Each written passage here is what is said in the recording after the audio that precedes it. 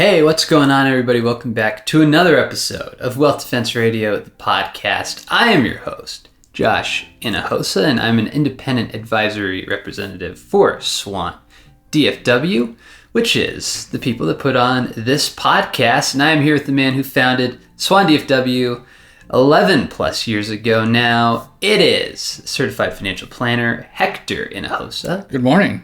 When you say those guys or the guys, we are the guys. Yes, we are. Who put on this podcast for those guys. It's a crew of two. Yes. Plus an editor. Yes. So Hector started Swan DFW 11 years ago. He's been in the industry since 1994.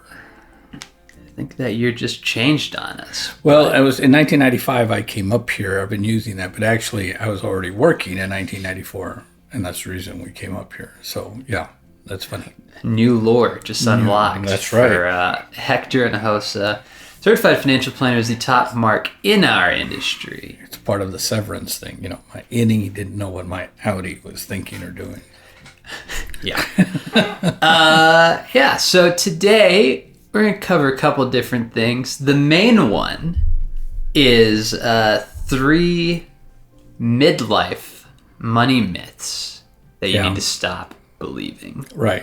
So I guess we'll go through that first. The first question is, what are we considering midlife for this? What a great question. I was just with a group of men the other night, and somebody in the group said, now that I'm in my midlife, and I'm thinking, this guy's 60 years old. Midlife would then mean that life expectancy is 120, and it's not. Sure. It's somewhere between 80 and 90. So generously speaking, we're saying midlife starts around 40, 45, maybe to 55 or something like that. So anybody in that range, not real close to retirement, but as we say in golf, has made the turn, is on the back nine, is in the second half, that's midlife. Yeah, but not like late in the second half. Right. So it's not in the last 2-minute warning or anything like that. Yeah, so I guess we're going to say somewhere between 40 and 55. Something like that. To give a pretty broad very age generous, range. yes. These aren't exact numbers, but, I think if you're in midlife and you're listening to this. Yeah, if you've gotten to know your doctor on a first-name basis, probably in midlife. Yeah. Before we continue, if you guys are watching on YouTube, make sure to give us a like, subscribe if you're new. If you're on Spotify, give us a 5-star rating, leave us a review. Yeah.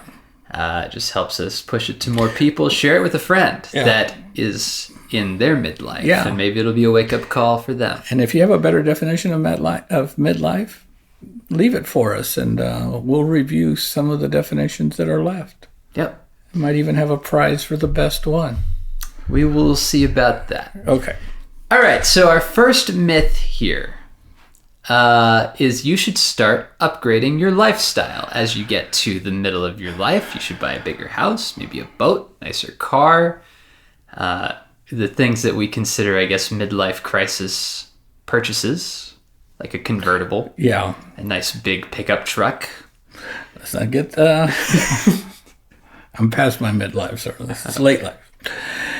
Yeah, and one of the reasons that happens is that we're usually earning more money, and usually the kids are gone, and so we find ourselves with not extra, but we have more money left over once we've paid all the bills, and it feels like the appropriate thing to do is to upgrade the house, upgrade the cars, upgrade the vacations, and so what ends up happening is we take up.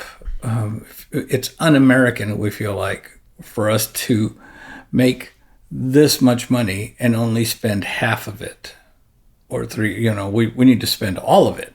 That's what we've been trained since we were early. And the reality is that's probably not a good thing. It's not a bad thing to spend a little more, but we should be putting money away for that day comes when we're not going to be able to, that we choose not to work, or somebody chooses for us that we can't go to work anymore, or our health fails and we can't go to work no matter what anybody. So this would be a good time to start pouring some money into our retirement plans, making sure that our first deal is make sure you and your spouse are good, and then we can start thinking about legacies and kids and trusts and stuff like that. But rule one, let's make sure before you start spending a bunch of money that your plan assures you as best we can, or probability of success is very high, that your plan is going to work for you and your wife. Yeah, I think like you said, as you get a little later in life, the tendency is like enjoy the money you've made, Sure. and that is not inherently a bad thing. Yeah, I don't want to say don't. I'm saying In moderation. Yeah. Make sure you have your plan. yeah. And some people, they said, I've lived poor all my life, and now I'm going to live a little better. And living a little better is probably a good thing. Living a lot better, probably a little tricky. So yeah, it's not automatic. Don't just do that. Give it some thought. Get a good financial plan in place, and then go forward from there. Yeah. So our second myth, we have a stat for people in their 50s. Right. The second myth is it's too late for me to save for retirement. 1 in 5 adults 50 and up have no retirement savings, according to an AARP survey. Mm-hmm. It can feel like you're the only one that does not have retirement savings, but that is not true. That's 20% of people, evidently. Yeah. Over 50 have no retirement savings or plan. Yeah, that's a little bit scary. And usually those are the people that have done a really good job. Well, not usually.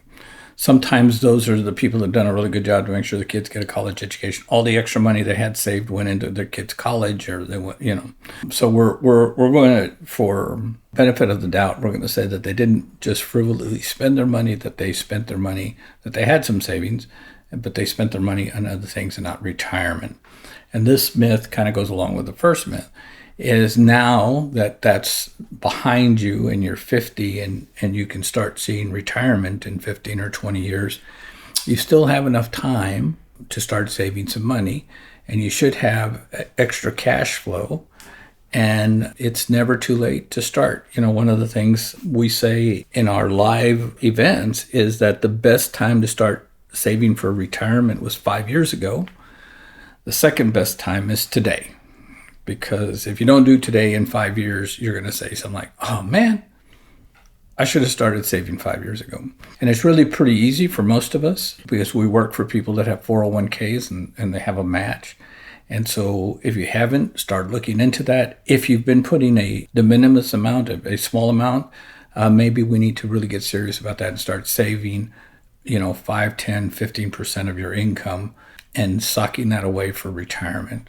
I've never met anybody that got to retirement and said, Hector, I've got a real problem here. I got too much money. Yeah. But sadly, I've met a lot of people where, we can always create a plan that works. It's just, it's going to be dependent on what the inventory is like, what you put away. So never too late to start. Probably the easiest place to start is your 401k. And usually they will have somebody that will guide you. Don't be too conservative. Don't be too aggressive, but make sure you're growing your investments at between a 6 and 8% return. Yeah. And again, like, you're not the only person that hasn't started. If you haven't started already, you're, 1 in 5 people. Yeah. And don't beat yourself up. Don't, what's done is done. In golf, we talk about, don't let your last shot screw up your next shot. Don't go up to the next shot thinking of how badly you hit the last shot. Whatever you did before now is done. You can't undo it. What we can do is what we can do now.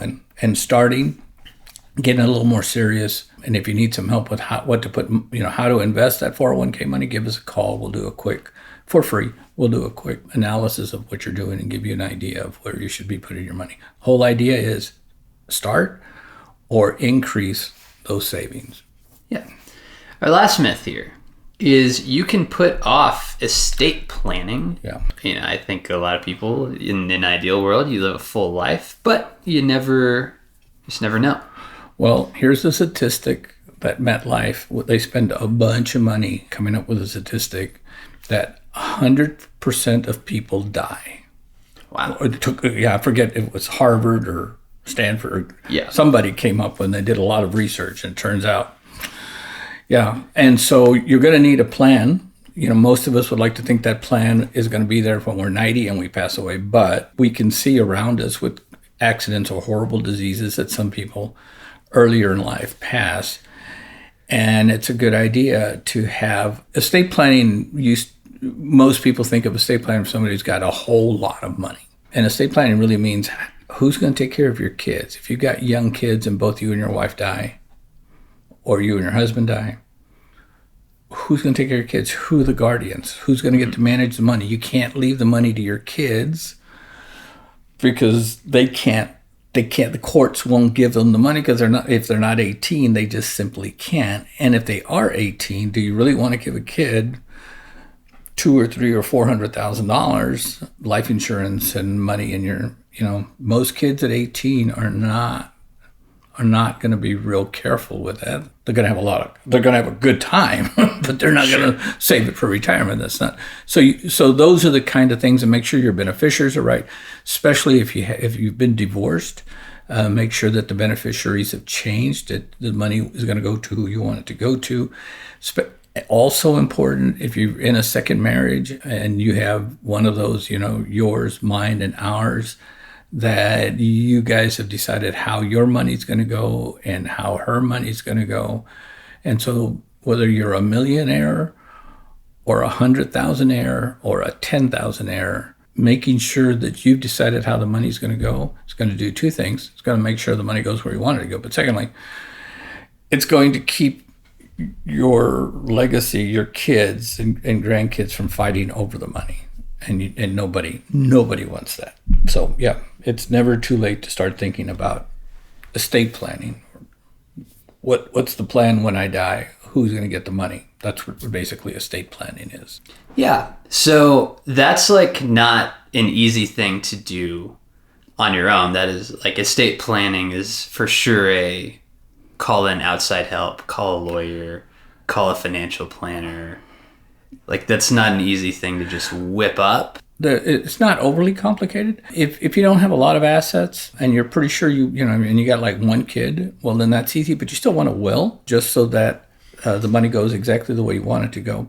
The second thing is you may want a trust just to avoid probate. Probate takes a long time and it's expensive and it's public. I don't know if you want people to know all your stuff. And that will cost a little money, a good trust. You can create a trust on your own. There's some stuff online. If you're creating a trust because you think there's going to be conflict within your family and you've created the trust, basically then if somebody objects, then it's who's got the better lawyer. And if you didn't have a lawyer, then you may have done all of this work to do the trust and it may be found to be deficient. So yeah, if you're going to go to that step, you probably want to get an attorney involved. Many Fortune 500 companies now and bigger companies have as a benefit like a lawyer.com or something that they have lawyers that you can, and so you can do wills and trusts really inexpensively if you've got that benefit in your work. So look there, and a lawyer will tell you, yeah, you don't need anything, or here's what you need.